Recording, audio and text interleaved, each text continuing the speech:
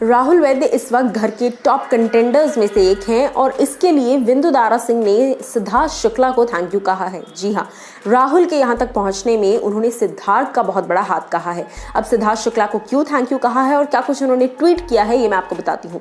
नमस्कार दोस्तों, मैं हूँ ज्योति नाहक और स्वागत कर रही हूँ आप सभी का शुद्ध मनोरंजन में। बिग बॉस के घर के अंदर जब ये सीजन शुरू हुआ था, हम सब ने बड़ा ही अनोखा सा पैटर्न विटनेस किया, जहां हम सब ने देखा कि घर के अंदर सीनियर्स की एंट्री हुई है। सिद्धार्थ शुक्ला, गौहर खान और हिना खान। अब ये लोग सीनियर्स बनकर आए और कहीं ना कहीं स्टार्टिंग के 2 हफ्ते सिर्फ और सिर्फ यही तीनों नजर आए। बाकी कंटेस्टेंट्स जो है वो साइड लाइन में और साइड रोल में नजर आ रहे थे। ऐसे में जब इविक्शन की बारी आई थी, तब सारा गुरपाल, राहुल वैद्य और इस तरह के और भी 2 नाम, निशांत सिंह मलखानी, इस तरीके से इन लोगों के बीच में से किसी एक को चुनना था कि किस को सेव किया जाए। सारा गुरपाल और राहुल वैद्य, जहां सारा के लिए हिना और गौहर दोनों ही लोग लड़ रही थी कि नहीं, सारा ही ज़्यादा बेटर रहेगी। वहीं बात रही राहुल वैद्य की, तो सिद्धार्थ शुक्ला जो है वो राहुल वैद्य के लिए स्टैंड ले रहे थे कि नहीं, राहुल वैद्य को आई थिंक जीतना चाहिए, बिकॉज राहुल वैद्य को इस घर में रुकना चाहिए, बिकॉज कहीं ना कहीं राहुल वैद्य के अंदर बहुत पोटेंशियल है जो आने वाले वक्त में नजर आएगा। अब ये चीज़ें हमें स्टार्टिंग में देखने को मिली थी और इसी के चलते विंदु दारा सिंह ने ये बात कही है कि सिद्धार्थ शुक्ला अगर उस वक्त नहीं लड़े होते तो आज हमें अपना टॉप 2 में से एक कंटेंडर जो है वो नहीं मिलता। वो कहते हैं, thanks to Siddharth Shukla that Rahul Vaidya is in the game, else we would have never known that what is in the store for the viewers as the other 2 seniors wanted him out। यानी कि हमें फिर पता ही नहीं चलता कि राहुल वैद्य में इतना पोटेंशियल है अच्छा गेम खेलने का। राहुल वैद्य एक अलग ही फैन फॉलोइंग, एक अलग ही दीवानापन, एक अलग ही बेंचमार्क आरकेवियंस ने सेट कर दिया है।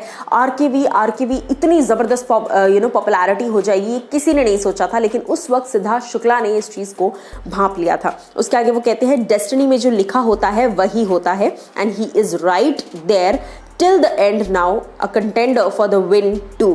कहीं ना कहीं विंदु दारा सिंह कहते हैं कि जो लिखा होता है वैसे तो वही होता है, और देखो आज उस दिन अगर वो लड़का निकल जाता तो आज शायद वो टॉप में नहीं होता, बट अभी भी ये लड़का खेल रहा है और जीतने की पूरी कगार पर है। हालांकि अभी गेम थोड़ा सा डगमगा गया है, but RKV will definitely kill it back and hit it back. और विंदु दारा सिंह की इन बातों पर आप लोगों को क्या कुछ लगता है, आप जरूर बताइएगा मुझे। लेकिन उसके अलावा मैं जैसा विंदु सर ने जैसा कहा है कि डेफिनेटली अगर सिद्धार्थ शुक्ला उस वक्त आरकेवी पर बेट नहीं करते, नहीं कहते कि नहीं आरकेवी को रखो, तो शायद ही हमें इतना अच्छा गेम जो है वो देखने को मिलता। वरना फिर अगर घर के अंदर और कोई भी होता तो वो सब फिर खो जाते। रुबीना को टक्कर देने के लिए अगर कोई शो में है तो वो डेफिनेटली राहुल है। सो जब तक बराबरी का मुकाबला नहीं होगा तब तक मज़ा नहीं आएगा देखने में। और अली के आने के बाद डेफिनेटली राहुल का गेम अब जो है वो ऐसा लग रहा है खतरा बनते जा रहा है। कुछ वक्त पहले हमने अपने चैनल पर आपको रिपोर्ट भी बताई है और मैक्स की, जहां पर कहीं ना कहीं अली गोनी एक तरह से खतरा बनते नजर आ रहे हैं राहुल वैद्य के लिए। अब गेम राहुल कब अपना अप करेंगे, ये बहुत जानना इंपॉर्टेंट है। और मेकर्स को राहुल को ये बात समझानी पड़ेगी कि आप जो है, आपका गेम खत्म होता जा रहा है, संभलो अभी भी। और उन्हें कोई बता ही नहीं रहा है ये बात, तो जब तक उन्हें ये बात बताई जाएगी तब तक शायद बहुत देर ना हो जाए।